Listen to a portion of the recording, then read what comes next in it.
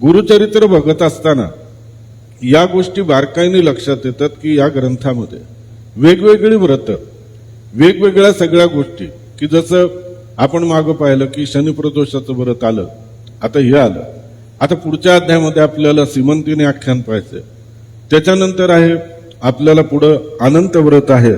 या वेगवेगळ्या व्रताच्या कथा आणि या व्रताने नेमकं काय केलं आणि स्वामी महाराजांनी या कथेला दुजोरा देत की त्यांनी सांगितलं की नाही, हे जे आहे ना हे करणं चांगलं आहे, की हे तुम्ही करा, हे केल्याने तुम्हाला नक्कीच त्याचा फायदा आहे, हे तुम्ही करत राहा. आता मला सांगा की आजही आपल्यामध्ये प्रदोष व्रत करणाऱ्यांची संख्या पहिल्यापेक्षा आता किती वाढली? खूप लक्षणिक संख्या आता आहे. काही ठिकाणी तर प्रदोष मंडळ आहेत आणि प्रदोष मंडळ वेगवेगळ्या बरोबर त्या प्रदोषाच्या दिवशी सगळे एकत्रितरित्या येऊन त्यांची उपासना चालती, सगळं चालतं. मग हे सगळं अशा पद्धतीने हे सगळं स्वामी महाराजांनी तिला सांगितलं, दत्ताच्या पत्नीला.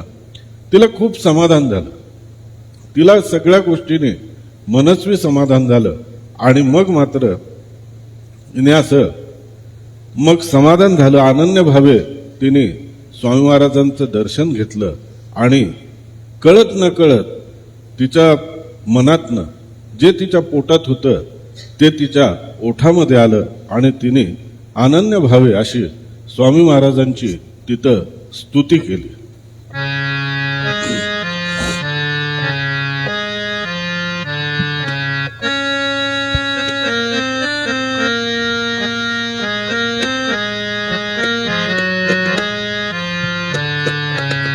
नरसिंह सरस्वती स्वामी सदया, नरसिंह सरस्वती स्वामी सदया, उत्तर सदया वंदे तो.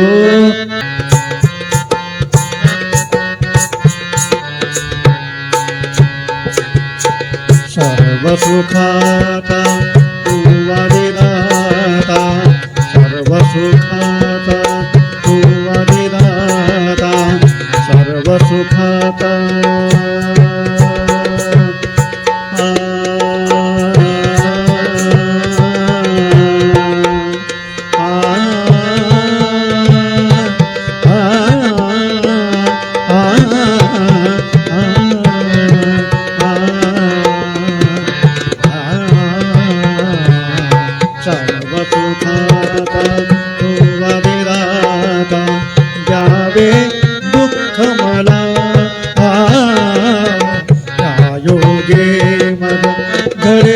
सेवा योगे मर घडेल सेवा, अनुजा दुर्गुणा.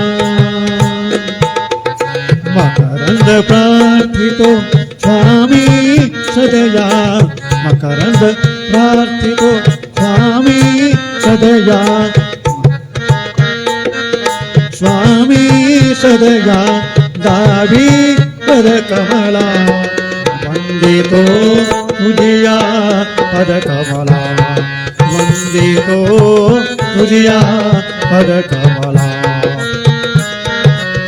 नरसिंह सरस्वती स्वामी सदया, नरसिंह सरस्वती स्वामी सदया, उत्तरा सकला, वंदितो तुझिया पद कमला, वंदितो तुझिया पद कमला, तुझिया पद कमला, तुझिया पद कमला.